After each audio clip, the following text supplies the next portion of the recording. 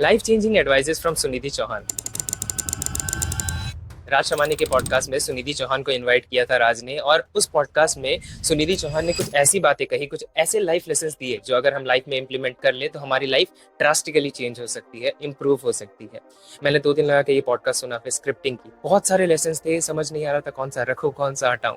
तो फाइनली हमने 6 lessons plan किए हैं आज के वीडियो के लिए, ताकि वीडियो ज्यादा बड़ा ना हो, छोटा हो, और छोटे में आपको बहुत सारी इन्फॉर्मेशन मिल सके।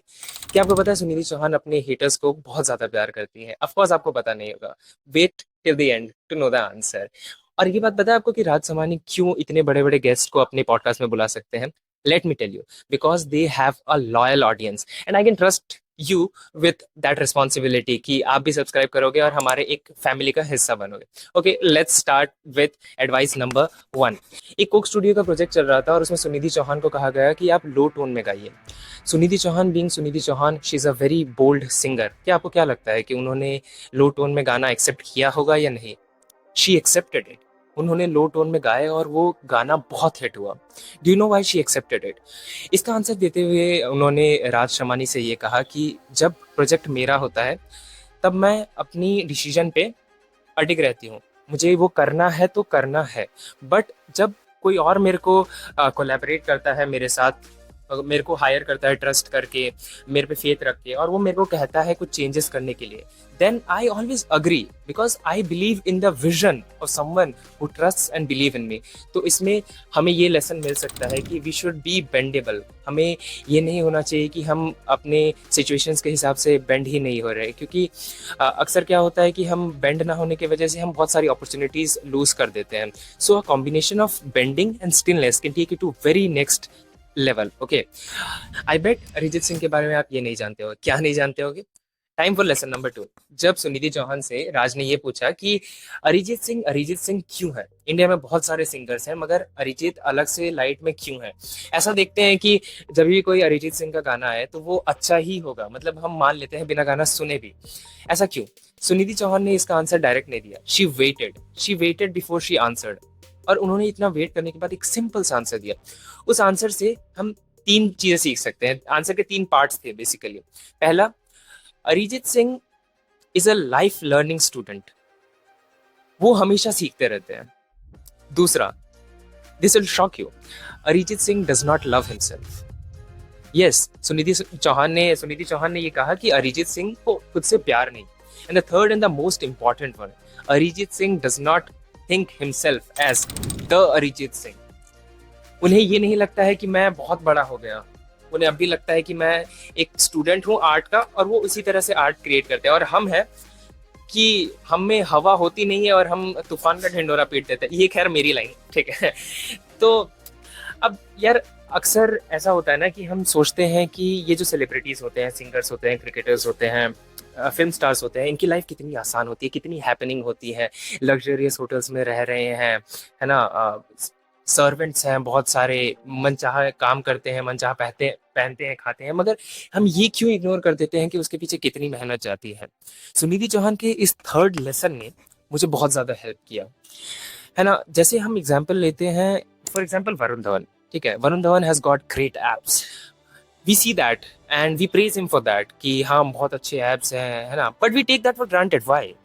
हम ये क्यों नहीं देखते हैं कि that guy is going into gym 2 times a day, eating healthy food, है ना। उसको भी तो क्रेविंग होती होगी चॉकलेट्स खाने की, बाकी चीजें खाने होगी। He does not eat that, sleeps on time, works out and shooting पे जाता है। Why do we skip that?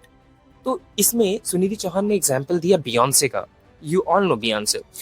तो जब राज ने पूछा कि बियॉन्से बियॉन्से क्यों है, वाई शी पॉपुलर, हमेशा उसके जो शोज होते हैं वो सोल्ड आउट रहते हैं, she is a global phenomenal, है ना। तब राज ने पूछा कि बियॉन्से बियॉन्से क्यों है, तब सुनिधि चौहान बताती है कि एक वर्ड में आंसर देती है। Guess the word is hard work. Bro, जो बियॉन्से है, वो जब गाना गाती है तो जो लिरिक्स होता है, लिरिक्स के बीच में जो गैप आता है ना, उसमें जितनी वो सांस लेती है, even that is calculated. So ditch your excuses and take your life to the next level bro. Taylor Swift जैसे आर्टिस्ट पूरी दुनिया में कॉन्सर्ट करते हैं, और हमेशा जब वो कॉन्सर्ट करने जाते हैं उससे पहले ही उनका शो होता है जो वो सोल्ड आउट हो चुका होता है। ठीक है, तो ऐसा क्यों होता है? तो तब राज ने एक सवाल किया कि यार जो ग्लोबल स्टार्स है जैसे बियॉन्से हो गए, टेलर स्विफ्ट हो गए, कोल्ड प्ले हो गया, इनके जो शोज है हमेशा सोल्ड आउट रह रहे हैं, तो जो इंडियन स्टार्स है वो इतना ग्लोबली पॉपुलर क्यों नहीं है? वो कुछ कंट्रीज में बहुत पॉपुलर होते हैं पर वो एक ग्लोबल मेगा स्टार नहीं बन पाते, ऐसा क्यों है? तो सुनिधि चौहान ने एक बहुत ही खूबसूरत बात कही। वो क्या थी कि वो कहती हैं कि यार जब हम कुछ भी क्रिएट करते हैं तो अगर हम इस इंटेंशन के साथ क्रिएट करते हैं कि वो वायरल हो जाए, जैसे हम भी अभी वीडियो बना रहे हैं, हम अगर इस इंटेंशन के साथ क्रिएट करें कि बस इस इंटेंशन के साथ क्रिएट करें कि भाई ये वीडियो तो मैं बस वायरल होने के लिए बना रहा हूँ, है ना?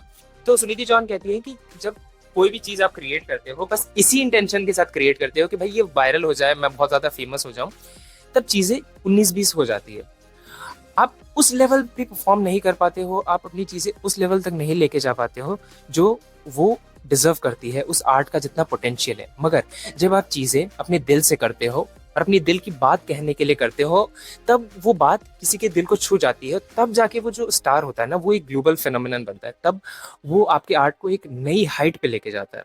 तो this was something very beautiful that Sunidhi Chauhan said. जैसे कि उन्होंने एग्जांपल दिया अनूप जैन का, प्रतीक कुहाड़ का, कि इन्होंने जब अपनी म्यूजिक वीडियो शूट किए होंगे तब इन्होंने इतना ध्यान भी नहीं दिया होगा कि हाँ बहुत हाई प्रोडक्शन कॉस्ट के साथ हम अपने वीडियो शूट करें, है ना? उन्होंने बस दिल से गाना बनाया और डाल दिया, and today look how how great those songs are doing. So this was lesson number 4 from Sunidhi Chauhan. पता है सुनिधि चौहान का एक कॉन्सर्ट बुरी तरह फेल होते होते बचा और यहाँ से निकल कर आता है लेसन नंबर 5, और इस लेसन को हमने एक नाम भी दिया है। लेसन का नाम है गॉड्स प्लान। तो क्या हुआ कि उन्होंने एक कॉन्सर्ट बहुत मन से बहुत प्यार से प्रिपेयर किया, ठीक है, सब कुछ अच्छा चल रहा था, कॉन्सर्ट का दिन आया, वो गए कॉन्सर्ट परफॉर्म करने, मगर वो कॉन्सर्ट इतनी बुरी तरह, इतनी मिजरेबली फेल होने के चांसेस हो गए थे। कैसे, मैं बताता हूँ। तो प्लान था कि कॉन्सर्ट 5 बजे स्टार्ट करेंगे, मगर 8 बज चुके थे, अभी तक कॉन्सर्ट नहीं हुआ था। द रीजन, इतनी भारी बरसात, it was raining cats and dogs, हर जगह तूफान, है ना? स्टेज तहस नहस हो चुका था।